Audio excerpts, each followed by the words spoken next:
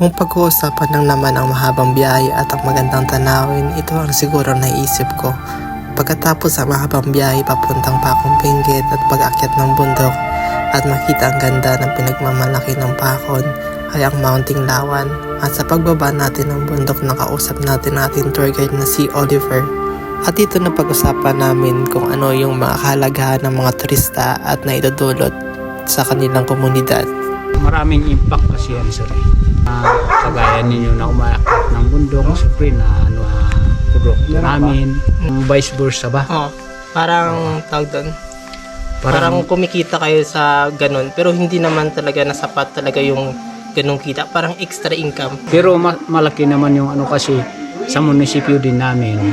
Siyempre may pumapasok ko doon. Yun din yung pinag-ano namin dito sa Pondo para magkakaroon ng mga kalsada. Kaya kahit kunti lang yung namin, yung kita, sakto lang naman. Pero yung pinupus namin dito para makilala yung tourist spot namin dito sa Pakon. Kasi maraming idudulot yun eh.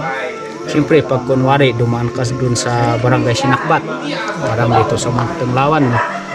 Siyempre, pag nagutom ka, bibili ka ng mga produkto nila dun. Kahit mga sa history, katulad din dun sa Maynila. Kukuha ka ng Coke.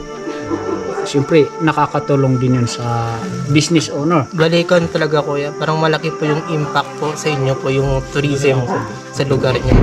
Opo sir. Kaya parang gusto niyo po na dumami pa po yung mga taong nahikayat na pumunta po dito.